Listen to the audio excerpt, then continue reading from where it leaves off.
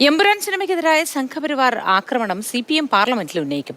മറ്റ് സഭാ നടപടികൾ നിർത്തിവച്ച് വിഷയം ചർച്ച ചെയ്യണമെന്നാവശ്യപ്പെട്ട് റഹീം MP രാജ്യസഭാ അധ്യക്ഷന് നോട്ടീസ് നൽകി.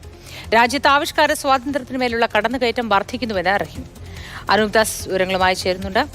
Anoop, good morning.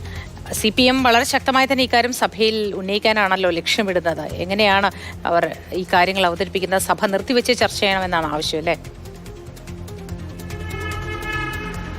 അതെ, രാജ്യസഭാ നടപടികൾ നിർത്തിവെച്ചുകൊണ്ട് ഈ എമ്പുരാൻ വിഷയം ചർച്ച ചെയ്യണം എന്നാവശ്യപ്പെട്ടുകൊണ്ടാണ് രാജ്യസഭാ അധ്യക്ഷന് റഹീം MP കത്ത് നൽകിയിരിക്കുന്നത്. രാജ്യത്താകമാനം ആവിഷ്കാര സ്വാതന്ത്ര്യത്തിന് മേലുള്ള ഒരു കടന്നുകയറ്റം സംഘപരിവാർ നടത്തുകയാണ്.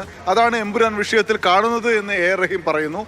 നേരത്തെ തന്നെ കേരളത്തിലെ പ്രധാനപ്പെട്ട CPM-ന്റെ നേതാക്കൾ MV ഗോവിന്ദൻ മാഷ്, സംസ്ഥാന സെക്രട്ടറി, ഒപ്പം തന്നെ മുഖ്യമന്ത്രി പിണറായി വിജയൻ, മറ്റ് പ്രധാനപ്പെട്ട നേതാക്കൾ, മന്ത്രിമാരെല്ലാം തിയേറ്ററിലെത്തി എമ്പുരാൻ കണ്ട് എമ്പുരാൻ അനുകൂലമായിട്ടുള്ള നിലപാട് സ്വീകരിക്കുകയും സംഘപരിവാർ ആക്രമണത്തെ എതിർത്ത് സംസാരിക്കുകയും ചെയ്തതിന് പിന്നാലെയാണ് പാർലമെന്റിൽ തന്നെ ഈ വിഷയം ഉന്നയിക്കാൻ CPM തീരുമാനിക്കുന്നതും അതിന് റഹീമിനെ ചുമതലപ്പെടുത്തുകയും ചെയ്തത്. എന്തായാലും മുംബൈയിൽ കുനാൽ കമ്രയ്ക്കെതിരായിട്ടുള്ള ആക്രമണത്തിന് സമാനമായിട്ടുള്ള ആക്രമണമാണ് എമ്പുരാനെതിരെ നടക്കുന്നത്. ഇത് അനുവദിക്കാൻ കഴിയില്ല എന്ന് ചൂണ്ടിക്കാട്ടുന്നു റഹീം. ശരി, അനൂപ് ദാസ്.